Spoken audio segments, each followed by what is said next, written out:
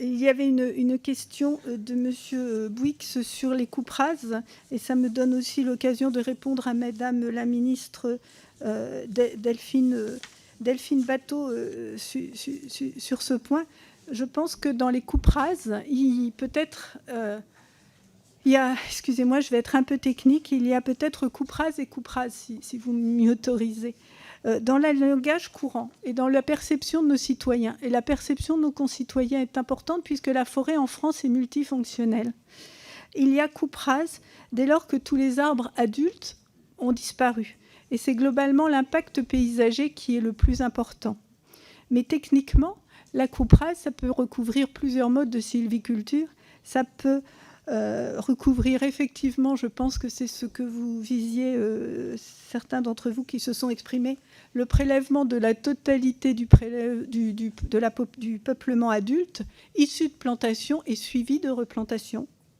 Et je ferai remarquer au passage que les surfaces françaises en forêt, les surfaces issues de plantation représentent 13% de la forêt française, ce qui est quand même un chiffre faible quand on se compare aux autres pays de l'Union européenne. Et par ailleurs, il y a un autre mode de sylviculture, c'est effectivement le prélèvement de tous les arbres adultes dans les forêts en régénération naturelle, ce qui ne veut pas toujours dire que le sol est vierge de toute essence forestière. Donc il faut, à mon avis, en sylviculture, distinguer les deux types de coupes rases, même si je suis d'accord, le citoyen pour lequel nous travaillons trouve que tout ça, c'est à l'œil, ça semble un peu pareil. Et effectivement, confronté à l'enjeu du changement climatique, il nous faut absolument réfléchir à quelle sylviculture.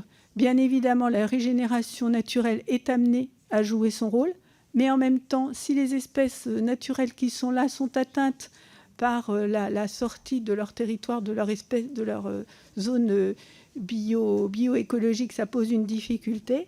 Les surfaces dépérissantes, il faut aussi y apporter une solution.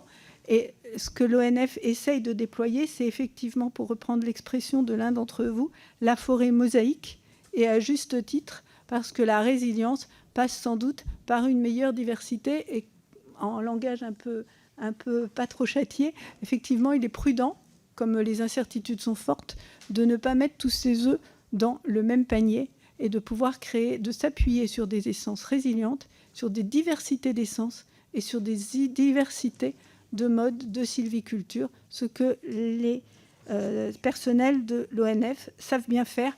Et encore une fois, comme on avance aussi un petit peu en marchant, mais je suis d'accord avec ce que vous disiez, Madame la Ministre, si vous me le permettez, bien sûr, nous le savions. Ce que je voulais juste dire, c'est que là, cet été, nous avons, quand je dis nous, c'est tous les citoyens, ont bien perçu, ont bien subi les effets du changement climatique. C'est peut-être ça qui change un petit peu la perspective.